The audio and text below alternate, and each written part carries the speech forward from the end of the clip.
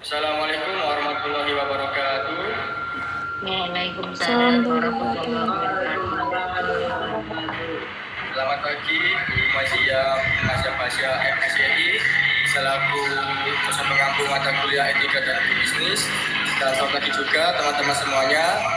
Saya Muhammad Rizky Solihuddin yang akan bertugas sebagai moderator untuk kelompok 5 yang beranggotakan Muhammad Fahri Muhtaro, Naziwa Akila Jovia, Arindia Divina Putri, dan Farah Fauzia Andini Putri. Pada hari ini mereka akan mempresentasikan judul aspek hukum perjanjian dalam aktivitas bisnis. Dalam materi ini kita nanti akan dipelajari bagaimana hukum yang mengatur kesepakatan antara para pihak dalam sebuah bisnis. Silakan dari kelompok 5 untuk mempresentasikan yang sudah disiapkan. Baik, yang pertama kita akan membahas tentang pengertian perjanjian. Pengertian perjanjian sudah terdapat pada KUHP pasal 1313 yang menyatakan bahwa suatu perjanjian adalah suatu perbuatan di mana satu orang atau lebih mengikatkan dirinya terhadap satu orang atau lebih. Nah, apabila tidak dilakukan sesuai dengan perjanjian, itu akan mendapatkan sanksi. Dan menurut Al-Quran, perjanjian adalah akad, yang berarti ikatan atau perjanjian yang mengikat. Next, untuk membuat suatu perjanjian, maka harus memenuhi syarat-syarat sah perjanjian. Yang pertama, sepakat mereka yang mengikatkan dirinya. Hal ini yang dimaksud bahwa para pihak yang akan mengadakan perjanjian harus mengetahui atau harus sepakat tentang hal-hal pokok dari yang akan diadakan dalam perjanjian tersebut. Kata sepakat tidak sah apabila diberikan karena kekhilafan, penipuan, atau paksaan. Yang kedua, kecakapan untuk membuat satu perikatan. Kecakapan itu merupakan kemampuan untuk membuat perbuatan hukum. Kecakapan dalam membuat perjanjian harus memiliki kecakapan hukum umum, yaitu dewasa dan tidak dalam berbanyak pikirannya. Yang ketiga, adanya objek. Dalam pasal 1333 Kitab Undang-Undang Hukum Perdata, perjanjian harus memiliki objek yang jelas. Objek tersebut bisa berupa benda atau barang serta prestasi. Prestasi yang dimaksud ini merupakan sesuatu yang hendak dicapai. Prestasi dibagi 3 perbedaan. Yang pertama, menggambarkan sesuatu. Yang kedua, berbuat sesuatu. Yang ketiga, tidak berbuat sesuatu. Yang ketiga, suatu sebab yang halal. Suatu sebab yang halal ini merupakan isi dari perjanjian yang tidak bertentangan dengan ketertiban umum dan kesusilaan. Undang-undang tidak memperhatikan apa yang menjadi sebab terjadinya perjanjian, tetapi yang diperhatikan ialah isi dari perjanjian tersebut yang menggambarkan suatu tujuan yang baik. Selanjutnya akan dilanjutkan oleh teman saya. Selanjutnya yaitu asas-asas hukum perjanjian. Yang pertama ada asas kebebasan berkontrak atau freedom of contract. Jadi asas kebebasan berkontrak itu setiap orang bebas membuat kontrak sesuai kehendak asalkan tidak melanggar hukum. Contohnya seperti seseorang bebas membuat perjanjian untuk menyewa rumah dengan harga yang disepakati bersama tanpa campur tangan pihak lain asalkan tidak melanggar hukum. Yang kedua ada asas konsensualisme. Asas konsensualisme itu kontrak sah jika ada kesepakatan antara para pihak tanpa formalitas khusus. Contohnya itu seperti 2 orang sepakat untuk membeli dan menjual barang secara lisan tanpa perlu menulis kontrak dan transaksi dianggap sah selama kedua pihak sepakat. Yang ketiga ada asas kepastian hukum. Asas kepastian hukum yaitu kontrak yang sah harus dihormati dan dipatuhi oleh semua pihak. Contohnya seperti jika 2 perusahaan menandatangani kontrak untuk bekerja sama, maka keduanya harus memenuhi kewajiban yang tertera dalam kontrak tanpa mengubahnya secara sepihak. Yang keempat ada asas i'tikad itikat baik. Asas itikat baik itu para pihak harus bertindak jujur dan adil dalam berkontrak. Contohnya seperti seorang penjual yang jujur memberitahukan kekurangan barang yang dijual kepada pembeli agar tidak ada pihak yang dirugikan. Dan yang terakhir ada asas kepribadian. Asas kepribadian itu kontrak yang harus menghormati hak dan martabat pribadi setiap orang. Contohnya seperti seseorang tidak dapat membuat kontrak yang mengorbankan hak atau kebebasan orang lain. Misalnya kontrak yang memaksa seseorang bekerja tanpa upah yang wajar. Selanjutnya akan dilanjutkan oleh teman saya. Baik, yang selanjutnya ialah ada sebuah contoh studi kasus di mana terdapat perjanjian jual beli sapi antara penjual dengan pembeli di sebuah desa yang bernama Desa Pasak, Kecamatan Sungai Ambawang, Kabupaten Kuburaya, di mana perjanjian yang dibuat oleh kedua belah pihak ialah merupakan perjanjian secara lisan.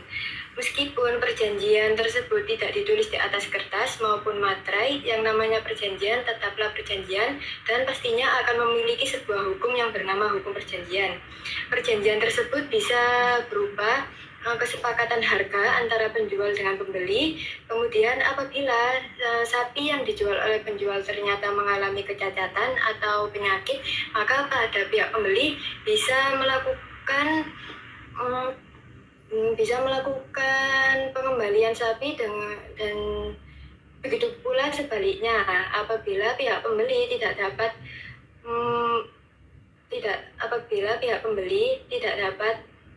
melakukan kewajibannya, yaitu dengan melunasi sisa harga sapi, maka pada pihak penjual bisa menuntut pihak pembeli tersebut.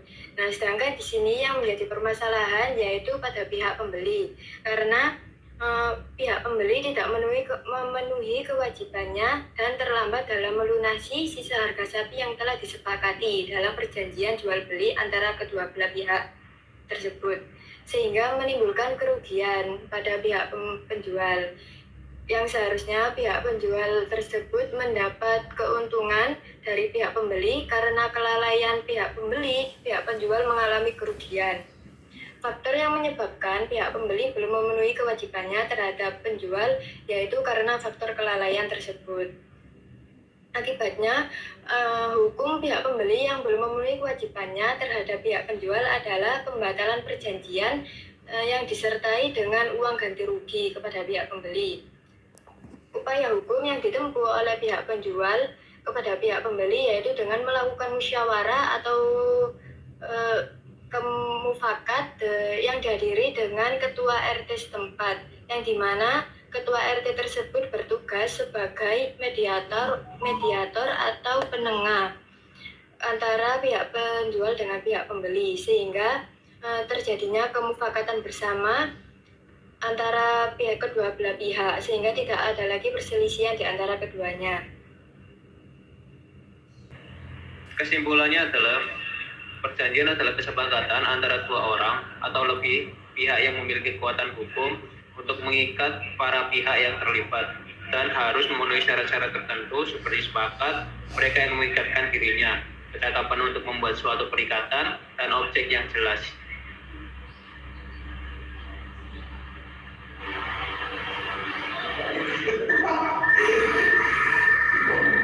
Baik teman-teman, sekarang kami akan membuka sesi tanya jawab.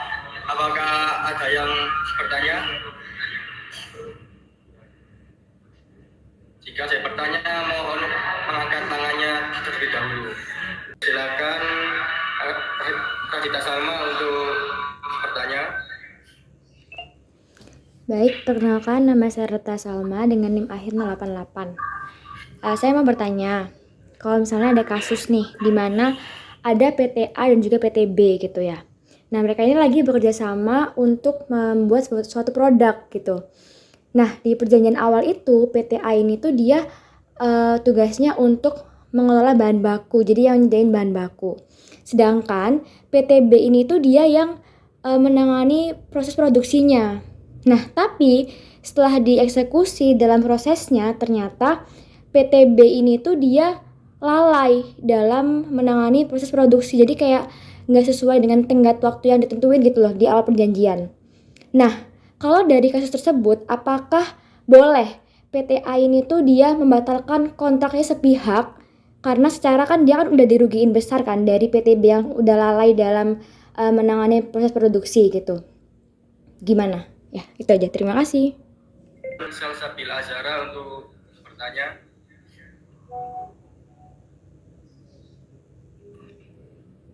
Oke, terima kasih untuk kesempatannya. Perkenalkan, nama saya Salsabila Kansazara dari kelompok 1 dengan NIM akhir 090. Di sini ada kasus, misalnya aku baru menandatangani kontrak kerja dengan sebuah perusahaan. Nah, di dalam kontrak tersebut itu ada tertulis kalau saya itu harus bekerja minimal 10 jam per hari tanpa lembur dan tidak boleh resign dalam 2 tahun yang pertama. Nah, kalau saya melanggar itu saya harus bayar denda 10 juta. Nah, pertanyaannya apakah ketentuan dalam kontrak tersebut sah menurut hukum? Seperti itu, terima kasih. Ada yang bertanya lagi?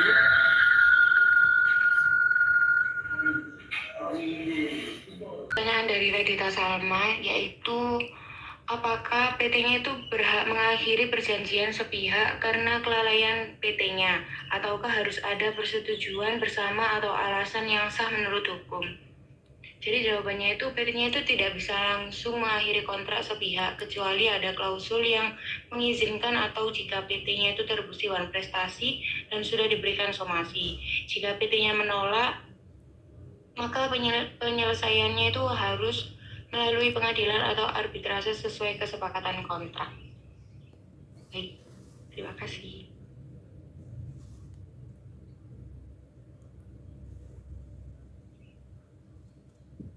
Baik, terima kasih Nazwa udah dibantu menjawab pertanyaannya.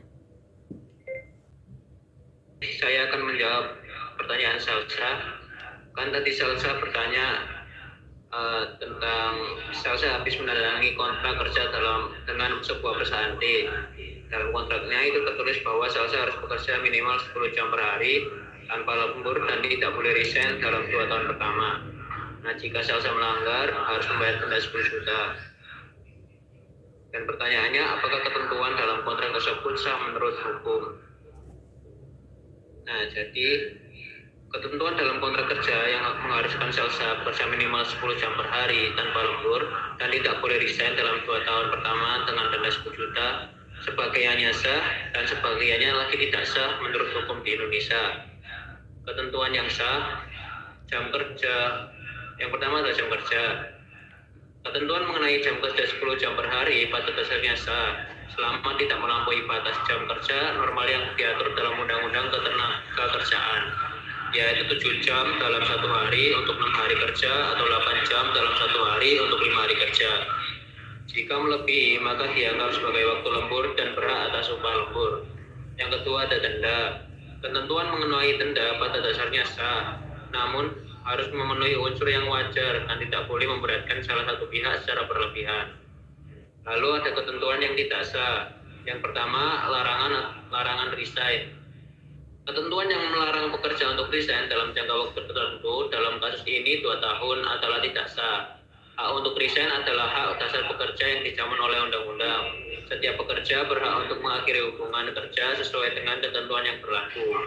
Yang kedua ada tanpa lembur. Ketentuan yang menyatakan tanpa lembur juga tidak sah. Jika memang ada pekerjaan yang melebihi jam kerja normal, maka itu adalah hak pekerja untuk mendapatkan upah lembur.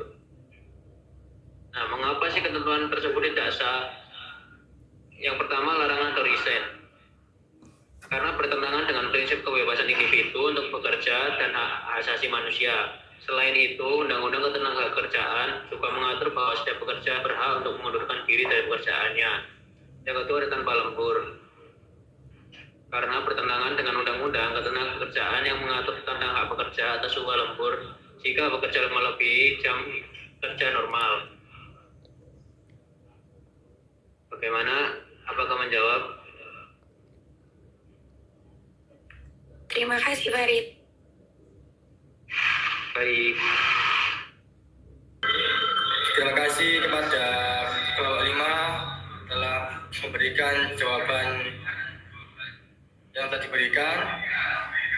Demikian presentasi dari kelompok 5 dan saya selaku moderator mohon maaf apabila ada salah kata, ucapan atau perbuatan. Semoga ilmu yang kita ambil hari ini menjadi ilmu yang barokah dan manfaat. Amin. Amin.